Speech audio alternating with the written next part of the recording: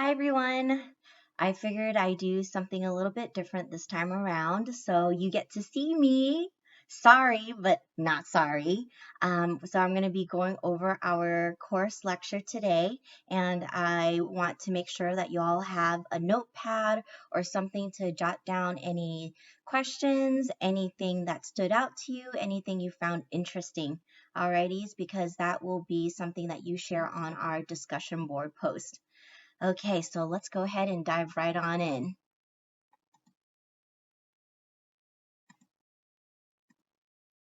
So tonight's class lecture, we're going to go over how do we assess students who are culturally and linguistically diverse.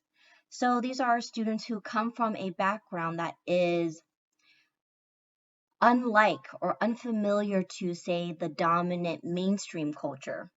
So, for instance, if we consider our dominant culture as English speaking, then of course any non-English speaking student would be part of this linguistically diverse population.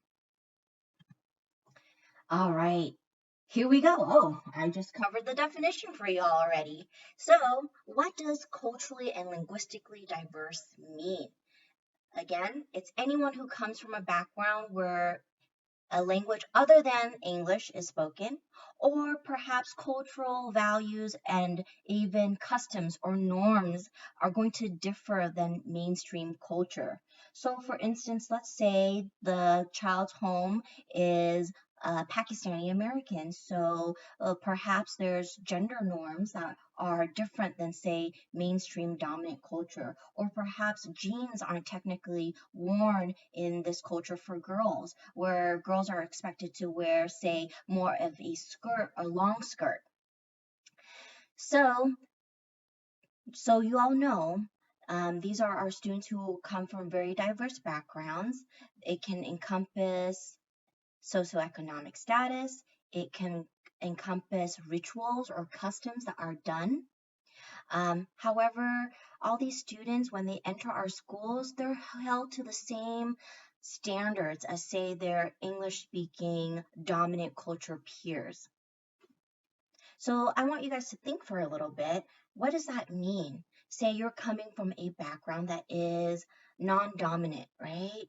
What does that mean for you when you come to school? Is it potentially a space for conversation? Say you bring a different food item for lunch. Do other peers start to notice and pay attention to what you're eating for lunch? Perhaps they may tease you and make fun of the smell that your food makes. Or perhaps you may get noticed in terms of the way you're dressed, or perhaps an accent. What does that mean for our students who come from a non-dominant background? And I would encourage you to take this time right now to even think of your own personal experiences. Say, I know many of you let's see, speak another language. You're bilingual or even trilingual. What does that mean for you when you initially were brought into school and you didn't really understand English? So take a moment, just think about that. And as we move forward, our federal guidelines have very specific information in terms of how do we assess culturally and linguistically diverse students. In essence, they're protected. In terms of how they are assessed in the tools that we used, in actually the procedures that we use, we want to make sure that all the things that we do use, it's not going to ding students because they do not understand English. It also serves as protections for families as well, in terms of notifying parents when it's an initial, notifying parents when we're about to have a meeting, notifying parents of their procedural rights, and as well as how they are expected to participate, and we cannot do anything unless they agree to it, their consent. And all this information has to be shared in a way that parents understand what it all means. It has to be interpreted in a way whether it's through American Sign Language, whether it's through Vietnamese, it has to be done in the parent's native language, a language that they're familiar with. So real quick about just our culturally and linguistically diverse students. We know that more and more American children are born in other nations. They speak different languages and they bring about different traditions, customs, rituals to the classroom. And it's a beautiful thing. Alrighties? We know that 1 in 5 students in public schools live in a home that English is not the primary language. And did y'all know that by 2030, nearly 40% of our school-age population are going to speak a language other than English at home? It's really remarkable. Um, Recent estimates show us that language minority students in our K-12 schools are about more than 14 million. Even our Department of Education tells us that 5 million school-age children, they're classified as English language learners. About 8 out of 10 English language learners speak Spanish, but some districts have students who represent more than 100 different language groups. Can you believe it? It's amazing, isn't it? And I would even take a moment right now to think about your own school districts growing up. What did that demographics look like? Did you have a peer that also spoke, say, Khmer, or maybe you had another peer that spoke Arabic? All these things. So take a look at these charts. On the left, you're going to see our cultural iceberg. And then on your right, we have our Bronfenbrenner's systems, ecological systems of learning, right? So in comparison with these two charts shown in front of you, let's first talk about the cultural iceberg. So as you notice at the tip of the iceberg, the very tip top there, we notice people's behaviors, right? Those are observable for us. We can see what people are doing, their actions. Well, those are things that are noticeable. Now, there's so many things involved in terms of customs and rituals that are a part of a culture that we don't really see. They're not as observable. So the bottom of that iceberg, you will notice in terms of family, educational system, the media, history, religion, even economics, all those things play a role in a person's culture. All those things we can't really see unless we spend time and get to know the person a little bit more in terms of knowing what their family history is like. What sorts of media do they access? What sorts of religion they're a part of. Those are all things that require time.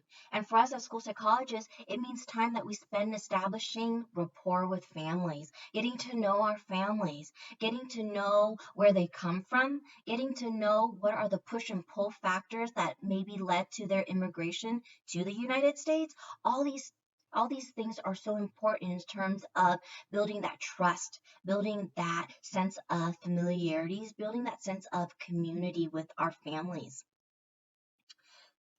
In terms of Bronfenbrenner's ecological systems, these are things that inform how we get developed in terms of how we learn about our world. We've got the individual, that's us, right in that purple middle point right there. So you are encompassed of your gender, your age, your health, all these aspects that make you you. But if we go a little bit beyond you, we talk about your microsystem, we talk about things that are in your immediate surrounding, such as your partner, such as the school that you attend, such as your neighborhood, other agencies or organizations that you're a part of. It could be a temple group.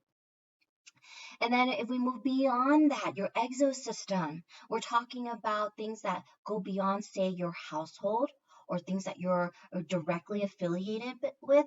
We go on to more of things that may be a little bit more indirectly impactful for you, such as, say, your media that you watch, such as, say, friends of the family, such as perhaps experiences with the social welfare systems, your neighbors. All those exist in the exosystem. And then on a whole broader level, we have our macro system, which is more of the attitudes and ideologies of our dominant mainstream culture. So in American society, it's a very much that individualistic attitude mentality, right? I can pull myself up from the bootstraps. So that's a very common American ideology that may indirectly impact us as well. If we look at chronosystem, it tells you right in that word chrono, time. It's talking about how these various systems interact with each other over time and how they change. So for instance, your neighborhood may have looked very different.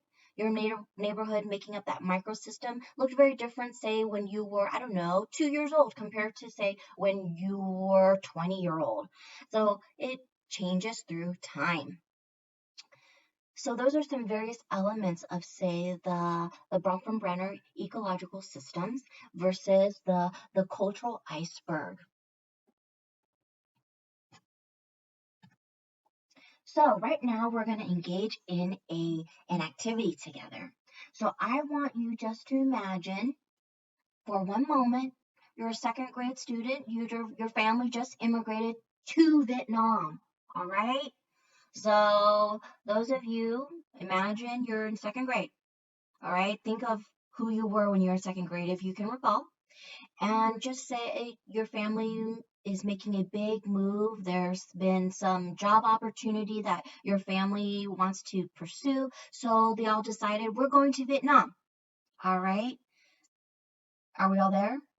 Are you you're imagining you're a second grader? Alrighties.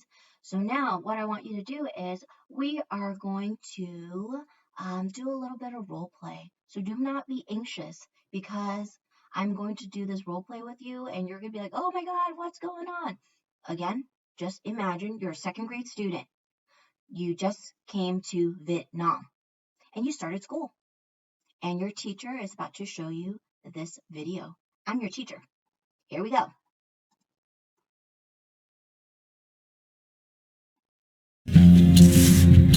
Tấm và Cám là hai chị em cùng cha khác mẹ. Bố mẹ mất sớm, Tấm phải ở với dì ghẻ là mẹ Cám. Tấm vất vả, khổ cực, còn Cám thì lại được cưng chiều.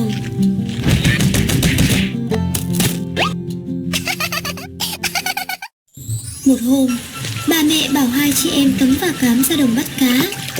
Tấm vâng lời dặn, chăm chỉ siêng năng, chẳng mấy chốc mà giỏ cá đã đầy. Còn Cám mải rong chơi hái hoa bắt bướm nên đã xế chiều mà vẫn chưa được con nào. Thấy chị Tấm bắt được nhiều cá, Cám mới nảy ra ý bảo Tấm. Chị Tấm ơi chị Tấm, đầu chị lấm, chị hụp cho sâu, kẻo về mẹ mắng. Tấm tin lời em, để giỏ cá nhờ em coi hộ, lội xuống ao gội đầu. Trên bờ, Cám trút giỏ cá của Tấm vào giỏ mình, rồi chạy về nhà trước. Khi Tấm bước lên, thì giỏ cá không còn. Tấm ngồi Tấm khóc nức nở, bỗng đột nhiên, ông Bụt hiện lên hỏi: Tại sao con khóc? Tấm kể hết sự tình cho ông Bụt nghe. Ông Bụt bảo Tấm tìm xem trong giỏ còn con nào không, thì còn duy nhất một con cá bống. Ông Bụt mới cất lời: Thôi, con hãy nín đi. Con đem con cá bống này về, bỏ xuống giếng nuôi, mỗi ngày đem cơm cho bống ăn. Nói xong, ông Bụt biến mất. Tấm nghe lời Bụt, đem bống về bỏ xuống giếng nuôi. Cứ đến bữa, Tấm lại mang cơm ra cho bống ăn. Bống bống bang bang, lên ăn cơm vàng, cơm bạc nhà ta, chớ ăn cơm hẩm, cháo hoa nhà người. Mẹ con Cám Rình biết được. Con ơi, đồng làng mình cấm chăn trâu, con chăn trâu thì chăn đồng xa, chớ chăn đồng nhà mà làng bắt mất trâu. Đến chiều chăn trâu về, Tấm đem cơm ra giếng, kêu mãi không thấy bống lên. Bống ơi, bống, bống. Thấy vậy, Tấm ngồi khóc nức nở. Bụt hiện lên và hỏi: Làm sao con khóc? Tấm kể lại. Alrighties. So you watched that video Let's go ahead and see if you can answer these questions. Cổ tích Tám Cám là một câu chuyện về gì? Các em thích câu chuyện này không và tại sao? Nếu các em là Tắm ở trong câu chuyện này thì các em làm gì?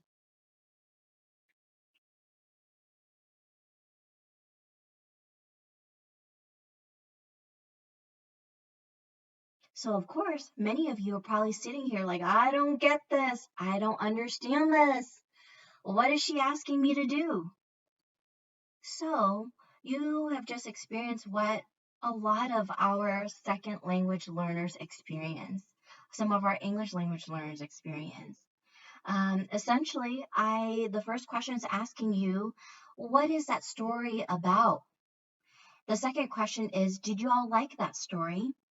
And then the last question is, if you were the character Tam in this story, what would you do? Alrighties, so those are the questions. And, ideally this would have worked better if we were in person, but this is my best effort in trying to bring this approach to you to help you think about what it's like to have to enter a different school, to get bombarded with questions and tasks that you're unfamiliar with in a language that you're not familiar with. So with that, let's move forward. Okay, so it brings about this question of fairness, right? Because you were that second grade student, you just came to Vietnam, and now the teacher is expecting you to listen to this video, watch this video, answer these questions, but you have no idea what's going on. And is that fair? So historically, you know that a lot of students from culturally and linguistically diverse populations, they were wrongly identified as either mentally retarded, quote unquote, and then they were placed in special education programs. That's where we have this disproportionate representation, especially within our Black and Brown communities, where there's many more Black and Brown students in special education than in gifted programs.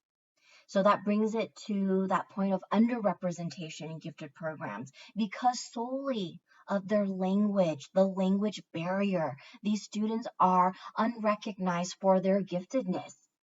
Their bilingualism is seen as a crutch or a challenge that they must overcome. And for those of you who are bilingual, it's so offensive, correct? I mean, this language is a language that we carry on with us as mirroring and reflection of our parents, of our ancestors.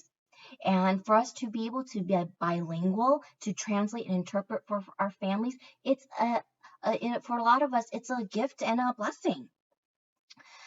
This underrepresentation as well as the disproportionate representation or over-representation in special education continues to happen. Now, the over-representation in special education, it speaks to least restrictive environment issues, because if we've got more culturally and linguistically diverse students in restrictive placements, it becomes a problem because we're obviously not assessing appropriately. Solely based off on language, we're placing these students into more restrictive placements, and that's unethical.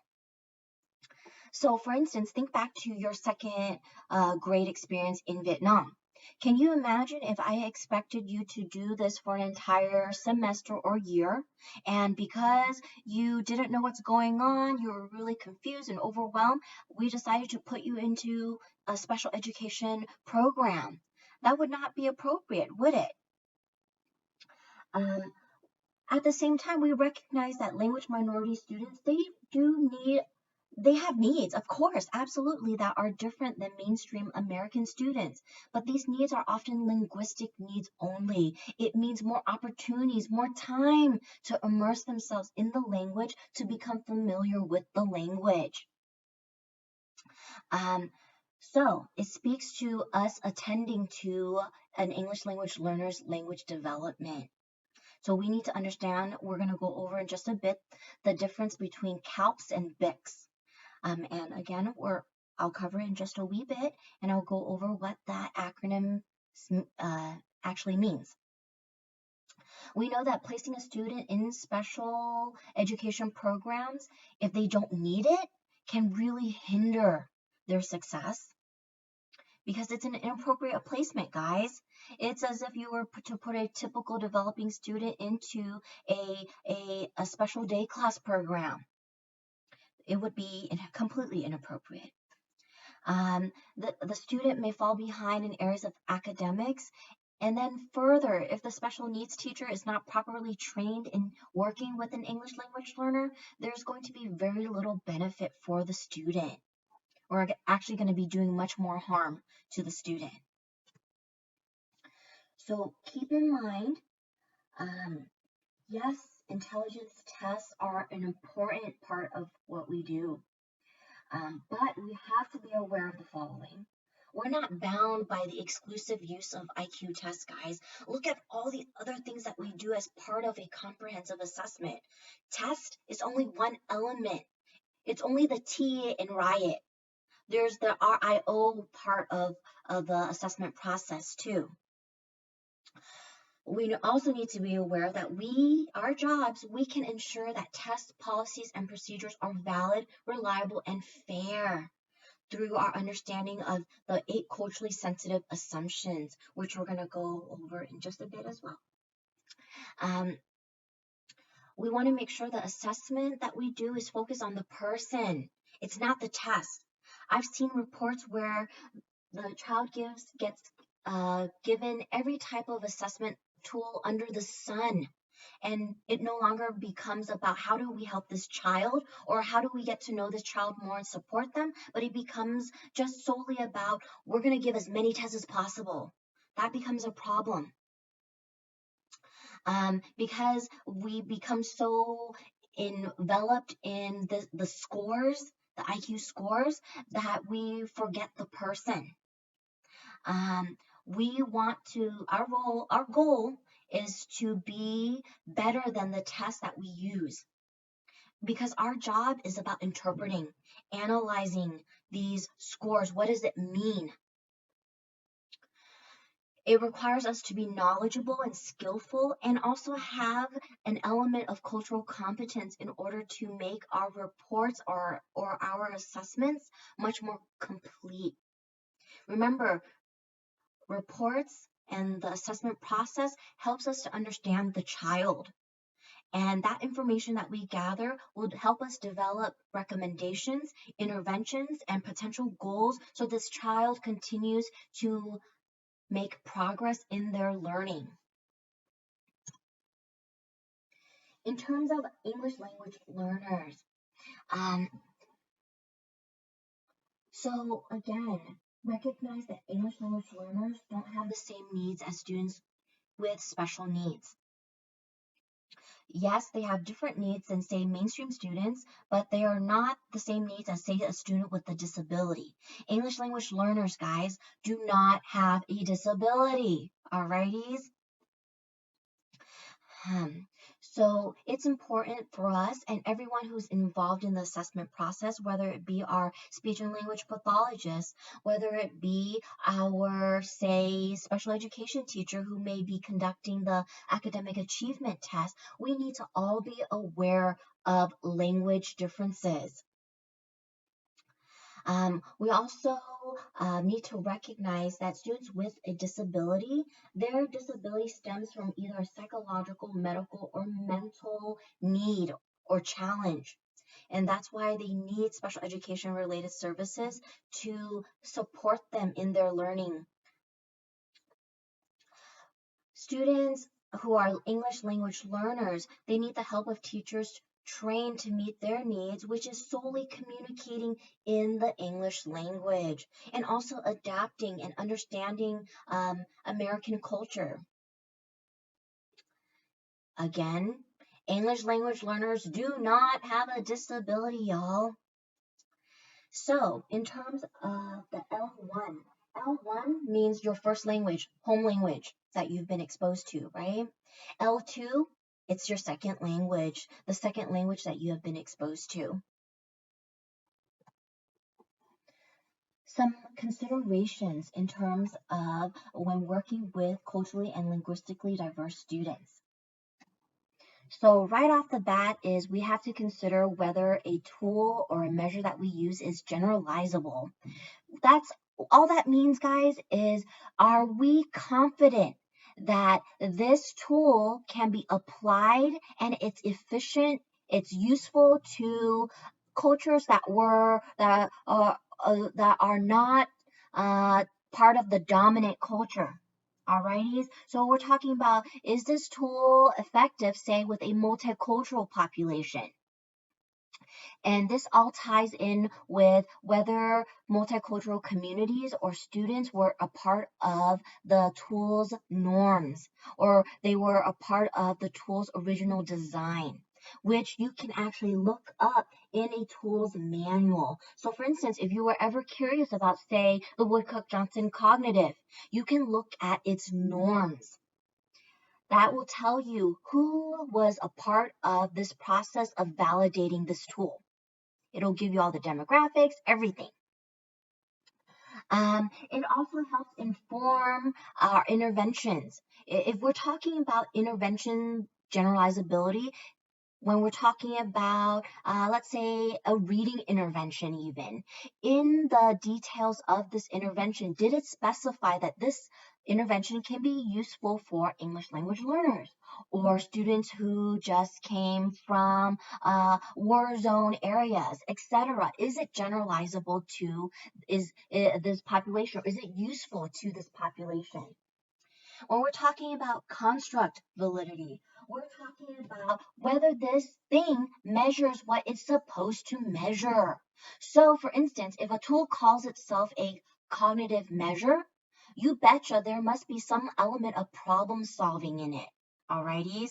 There must be some sort of element in terms of spatial reasoning in it.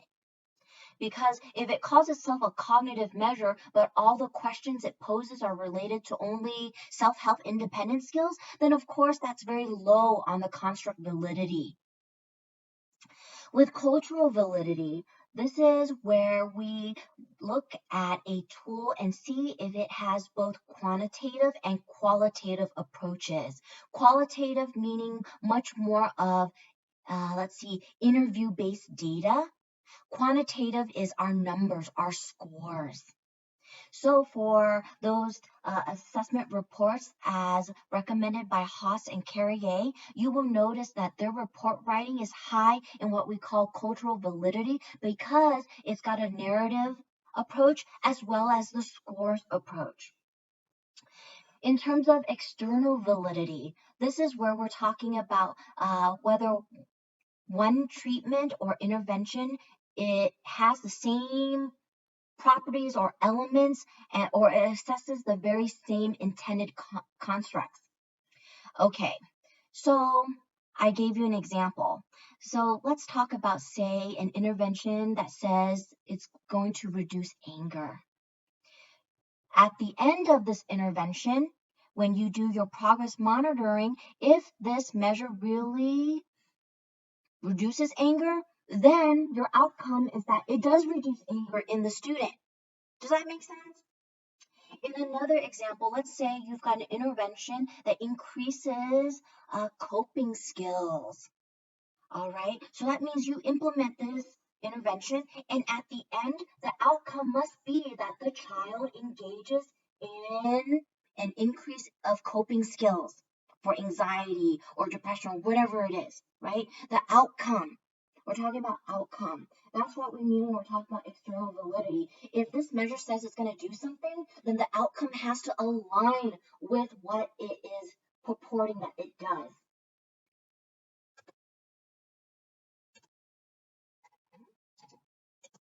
All right, let's talk about language. Okay, folks. So, I am pleased to say that I work with so many of y'all that speak another language. It's wonderful. It's going to be so beneficial to our families. For those of you who do not speak another language, that's okay. Remember what I've said before. As long as you know a few words such as hello, thank you, the families are going to appreciate that you know something. Alrighties? But let's talk about those of you who are bilingual or trilingual even. Um, as I go through these points, please reflect on your own experiences in terms of acquiring English. Alrighties. So in terms of the language acquisition process, we always start with the pre-production stage, which is essentially the first 3 months or so that you're exposed to a new language. So this is where you may be really quiet, you're trying to focus really hard on understanding, and then you may be able to later provide yes or no responses or one-word responses to very simplistic questions. The next stage is our early production stage, which takes place about 3 to 6 months after exposure to a second language. You're still focused on understanding, but this is where you start to use 1 to 3 word phrases. So your words are extending now beyond just yes or no. You're speaking in 1 to 3 word phrases. And this stage lasts about 3 to 6 months. The next stage is you've got your speech emergence, which lasts from 6 months to 2 years. This is where you have increased understanding. Your length of your sentences improves, as well as your vocabulary improves. The next stage is you've got your intermediate fluency stage, where it's typically reached about 2 to 3 years when your vocabulary becomes much more extensive and there's a lot less errors in terms of grammatical errors made. So you're a little bit becoming slowly more fluent in your language. But again, intermediate fluency is reached about 2 to 3 years. Alrighties, guys? That's why there is some reluctance, say, when we're assessing a kiddo that has only been in the country for, say, 2.5 years. We have to have really solid data to support learning difficulties or adverse educational impact to, say, qualify a student that is within that 2 to 3 year mark of being in a new culture or in a new language dominant rich society, such as English specifically. In terms of BICS and CALPS, so we know that with BICS, it stands for Basic Interpersonal Communication Skills. So if you notice, BICS aligns a little bit with that intermediate fluency. It's about 2 years that you possess this BICS. So essentially, you've got someone that is immersed in the English language. They're surrounded by English all the time, every day. So at school, of course, a student is going to be bombarded with English because all their peers speak it, right?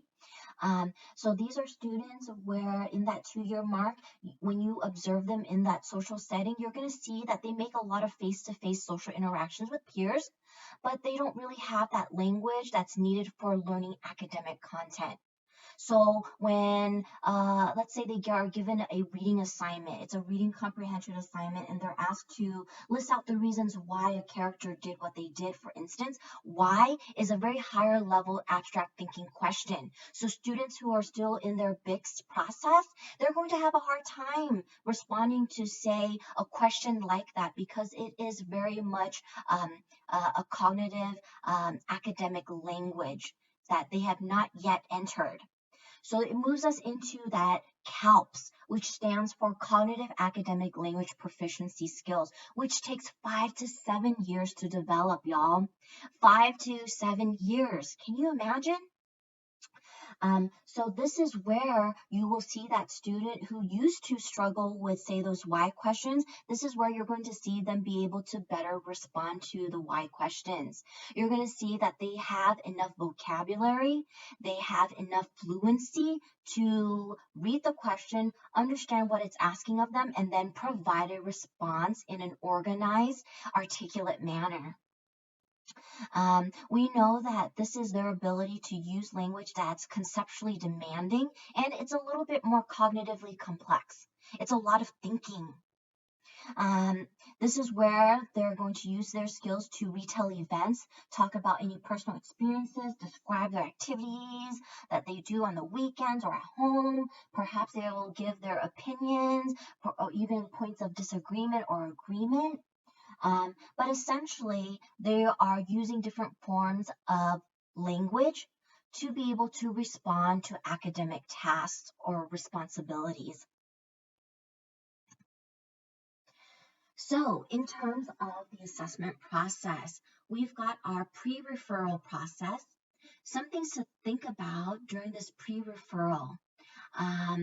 This is where we look at the learning environment or instruction strategies. What's going on in the classroom, guys? What is the teacher doing to support the student? Say, does the student receive instruction in their native language? Are the students active learners?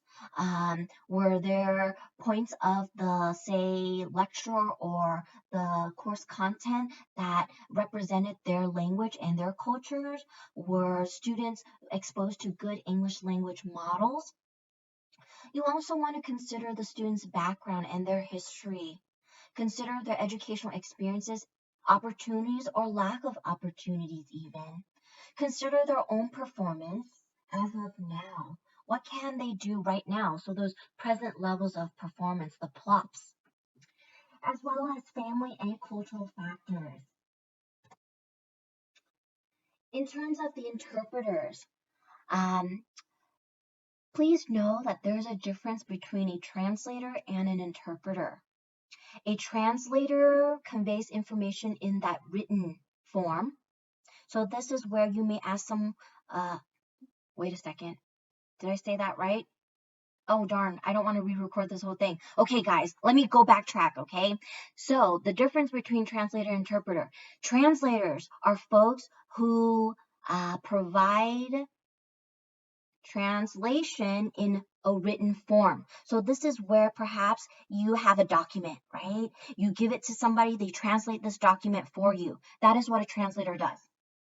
Or if you got an email, it's in written form. Whereas interpreters, on the other hand, they are conveying information from one language to the other in an oral form. So interpreters are the ones that we see at IEP meetings. They're the ones that could be interpreting simultaneously as the person is speaking, or they may have delayed interpretation where they wait for one person to speak, that person stops, then they interpret, and then they stop, and then the exchanges keep going. But it takes place in that oral modality. Guys, we rely on interpreters in our day-to-day practice. Unless you have a document that you're shipping over to your translator, then sure, that's the translator, the translation form, but we often rely on interpreters, all right? Especially when we're talking about our IEP meetings. Those people are interpreters. Do not confuse the two, all righties? At minimum, guys, the interpreters we use, they have to be equally fluent in English and the native language of the student or parent. Equally fluent. Alrighties, they should not be, say, more fluent in English or vice versa, more fluent in Vietnamese. It has to be 50-50. And that's why there's training programs, there's certificate programs for folks to be interpreters. It can't just be somebody like the family member's neighbor, or it cannot be a person like that. They have to be trained. Let's see. Oh, which brings me to my next point. People who are not fluent should under no circumstances be used in any formal capacity, guys. It becomes problematic because if we don't really know if this person is fluent in the particular language and we utilize them, there could be things lost in translation. The risk of error increases. Again, friends or family members should not be used as interpreters. The biggest reason being the confidentiality breach. It's the same reason why we would not say do an assessment for our family members or do counseling with a loved one. No, it's biased, and it also will unduly influence your relationship because you end up knowing things about them that you may disagree on, and of course that confidentiality breach, right? All of that plays into that confidentiality breach. The other reason why we wouldn't use friends or family members as interpreters is because we don't have certainty that they understand what confidentiality means. So it's very likely that because they don't understand confidentiality, they could leave the room and start to share this information with people that they should not be sharing the information with. With our interpreters, they must remain neutral and they have to adhere to ethics and confidentiality guidelines. They have to understand the various jargon that we use in our field. And they also have to have cultural and linguistic expertise. They have to understand the culture, guys. I know that there have been some people that I've worked with where they may speak the language really well, but they have no understanding of the culture at all. Their relatability to the families and the student is really hindered because they just really don't understand the culture. They may behave in ways that the family may disagree or frown upon, and even though they know the language, they don't know the cultural norms. So as continuation, um, in terms of the interpreters, if your school district may have their own interpreters, but for instance, if there is a time where you are limited in your interpreters, maybe it's during the spring term or spring semester and your interpreters are maxed out because you only have one Arabic speaking interpreter for the entire school district and they cannot attend all the IEPs or meetings that you have planned, then consider some options beyond the school. Pursue, say, court interpreters, embassy and consulate personnel, phone company resources, professional association resources. Try to examine or look for interpreters through those agencies. Let's say you're at your absolute last resort and oh my gosh, there's no interpreters. Do not fret, do not worry. So long as you do these following points, you are covering your bases and you're doing your due diligence. You want to make sure that your materials and procedures are selected and administered to to measure the extent to which the child has a disability. You want to exhaust all your resources, alrighty, folks? So that means perhaps using a variety of assessment tools and strategies to gather relevant information. It's very possible that you may have to say use your community liaison, who may not be an interpreter for the district, but they have knowledge of the cultural element to be able to help you gather some of these information or data. You want to make sure that any assessment that you give to the child has been validated for its specific purpose. You want to make sure that you're not using any single procedure. Again, using a variety of sources. So again, observing in multiple settings, interviewing multiple people, using multiple measures or tools. So I want to also highlight the point of acculturation. With acculturation, we want to focus on how a child adapts or adjusts to this new culture. This is purely a process that helps us understand what's going on in terms of when someone immigrates to a new country, how do they make sense of this new culture and how do they essentially survive in this new culture? Um, so in terms of this cultural bias, so we know that it's undisputed that when we have a test that is well designed and well constructed, as well as appropriately normed, there's really no cultural bias. But for a test to validly measure what it's being designed to measure, the person that we are assessing has to meet certain assumptions. So for instance, even if we were to use, say, a nonverbal measure, there is an assumption that the person we're giving this nonverbal measure, they have to have some sort of receptive language. They have to be able to understand directions, right? Um, so there is recognition that anytime biases happen in testing, it's basically we give this test to an individual. Their background is not like the dominant mainstream culture, and then, but yet we expect the same performance as someone who is from the dominant group. So that to ensure that we don't have that bias, guys, we have to do everything we can to gain data that shows us an accurate depiction of the child. Just recognize that any test that we give kiddos, it's going to give us a sample of things that they know thus far, that things that they have acquired thus far in terms of understanding this new culture. A student will likely perform less well because they began the acculturation process at a point different from that of the individuals in, say, the norm group. So all that means, guys, is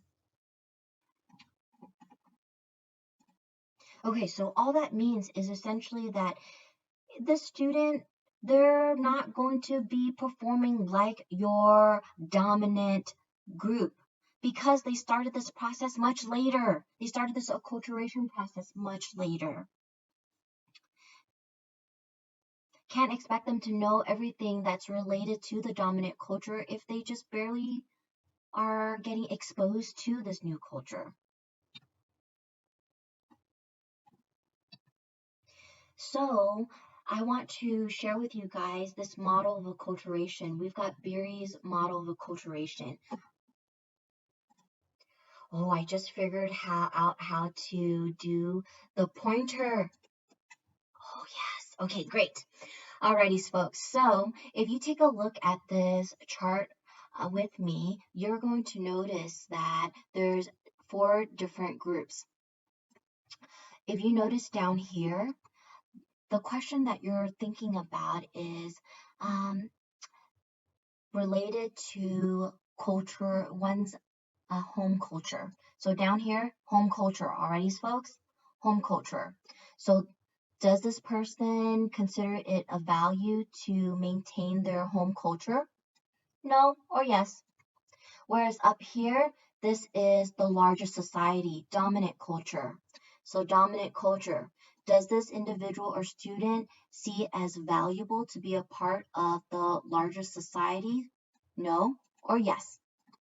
So let's say you've got a kiddo that is, they really value and cherish their home culture. So yes here. But in terms of the larger society, they're not really meshing well with the larger society. So that means they would end up in this separated realm. So this child has very strong ties to their home culture, but a part of the dominant culture, they're not really having a lot of ties there. So children who have a strong tie to their home culture tend to be very psychologically well adjusted. But socially adjusted with peers, that's a separate situation or scenario. Whereas students who say, let's talk about students who are considered integrated. So they have a high degree of value of their home culture, as well as they value relationships with the larger society as a whole. So these are students who are integrated. They're also considered bicultural, guys. Our bicultural kiddos fall into this integrated realm. And these are students who socially are well adjusted, they're psychologically well adjusted. And it just highlights for you the importance of maintaining values for both the larger society as well as the home culture. It's okay to be bicultural or tricultural, quadcultural, whatever you want to call it. Seeing the good in all the cultures that surround you and pulling for all the strengths in these cultures make for better adjustment. Cycle and assessment, guys. All right. When we're assessing kiddos, we want to make sure that we examine their language proficiency. So looking at the LPAC, guys. LPAC, our English language proficiency assessment for California, I believe. Is that correct? Correct me if I'm wrong. Let me go ahead. Yes, okay, LPAC, English Language Proficiency Assessment for California. So looking at our LPAC, seeing how the child has made progress on their language proficiency. You want to make sure you also examine their abilities in their home language as well as the second language. If there's concerns in both languages, this is where we may consider perhaps some speech difficulties if there's concerns in both languages. Um, of course, you may notice for a second language learner that just came to, say, the United States from, say, Vietnam, you may notice that they're going to have a little bit more challenge in that L2, the second language, versus the L1, their home language. Perhaps they show up average in the home language, but with some sets of challenges with the second language, which makes sense, right? Because they're still learning the language. We want to make sure that we have informal and informal methods. Oh, that should say informal, not informed methods. I just fixed it for y'all. Alrighties. So with formal methods, guys, we're talking about surface skills. So we're talking about phonology, morphology, syntax, grammar, vocabulary. So those are the tests that will tend to over-identify our language minority students as having a language or a learning disability. But if we back it up substantially with informal measures, this is how language is used in real life situations, including settings like the classroom through observations, questionnaires, teacher ratings, storytelling, story retelling, language samples. All of these may give us a little bit better understanding of the child's language and how they use it in their real life situations. We also want to examine receptive and expressive skills. This is where we may work alongside our speech and language pathologist. So, language considerations. So things to consider when you are assessing this kiddo. We want to make sure that we have an idea of any previous educational services or home literacy factors. Do family members, for instance, have learning disabilities? Did they struggle with reading tests as well? What's going on?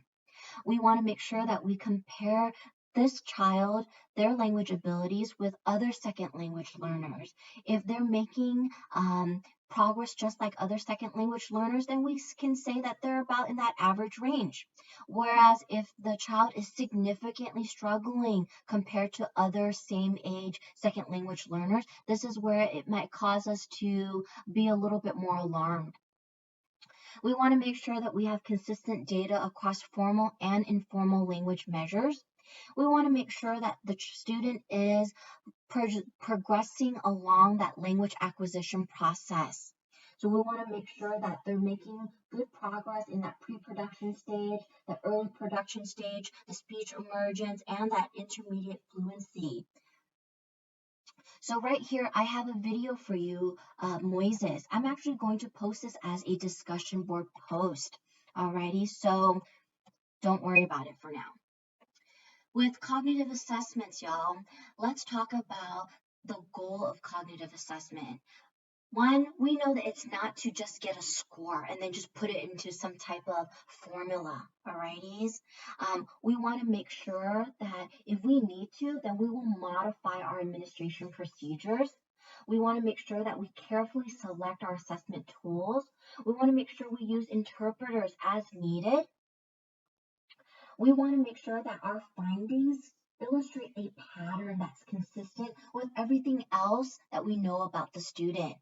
Does it align with what the teacher is reporting, what the parent is reporting, what the records show, etc.? There's 5 ways of assessment. We can either modify, adapt, or accommodate the tool. But if we modify or adapt or change the tool, we can only use the data as informal data, alrighties, guys? Because we modified it or adapted it, we can't really use it as a formal data gathering process. It's only going to be used for observational purposes solely. If we use nonverbal, language-free, or language-reduced assessment, we absolutely can use those types of tools as well. However, we need to recognize that there is a degree of cultural norms that or assumptions that we have to expect from the students, such as being able to understand language or directions. So if we need to use, say, an interpreter as part of that, then we do that. We can assess the child's native language, a primary language. Perhaps working with a bilingual school psychologist in this sense would be helpful. We could do an English only testing just to see how the child responds or engages in an English only testing environment. But again, it is solely as observational, informal data. And lastly, we can use a bilingual assessment where we have a 50-50 English and primary language based assessment where we are engaging with the student and we're doing 50% English and we're doing 50% primary language, Spanish, Vietnamese, you name it. It has to be 50-50 in terms for it to be a completely bilingual assessment. One tool that you may consider is the BVAT, which is listed below. Um, we want to make sure that we consider language or things that are culturally loaded. Even nonverbal assessments, like I mentioned earlier, there's going to be elements that require receptive language, the ability to understand spoken language. Again, bilingual scales such as the BVAT is a good measure to use if you're planning to perform a bilingual assessment. Informal procedures, you can do teach or test, teach, test strategy. So this is where you're teaching the student, you're testing the student, and then you teach them the skill, and then you test them again to see how quickly and accurately the student learns the skill. You may even do something as testing the limits, where you're essentially changing standardized procedures just to see or observe the student perform under different conditions. You can do interviews, you can do observations, you can even look at adaptive functioning just to see how the student is self-sufficient in just the daily tasks of their lives. With academic assessments, we can do curriculum-based measurements. So things like the DIBELS, which examines reading. Essentially, curriculum-based measurements are systematic ways for us to look at skills that are expected about a child, where they're at in this particular grade, alrighties, or this particular week of this particular grade. So with the DIBELS, in reading, it may tell us, okay, children at this particular grade level are expected to read this many words per minute. Just know that those types of measures look at oral reading, written expression, and math. They're really sensitive to a child's growth, and they can be used really nicely for progress monitoring and seeing how the child responds to the teacher's instruction. They also provide us direct measures of an academic area of concern. So it allows us to look at errors that the child may engage in and see if language or possibly other factors are influencing the child's performance. We can even look at normative comparisons of the child with appropriate peers based on information that's gathered by the district or the school. And again, in terms of the academic piece, make sure that we're observing in the classroom and getting that teacher input. With social emotional behavioral assessments, we want to make sure that we have multidimensional data sources. There's four very unique approaches to social emotional behavioral assessments. One, it can be from the stance of the clinical child psychopathology realm, where you've got specialists who are trained in cultural differences, and they're the ones evaluating this child's social emotional skills. There's the behavioral environmental interaction analysis at home and school, which is something that you all may engage in as school psychologists. There's also the FBA route, that functional behavior analysis route, where you may engage in as well. There's also the RTI approach. And of course, interviews, observations. And lastly, if I didn't make this clear, riot the whole way, folks. Riot, riot, riot. It is an element of the comprehensive assessment process. Alrighties. So with that, let's take a look at this.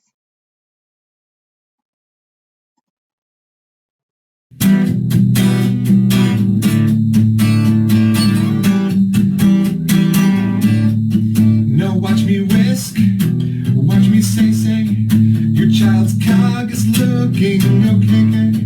Now watch me brief and score it today.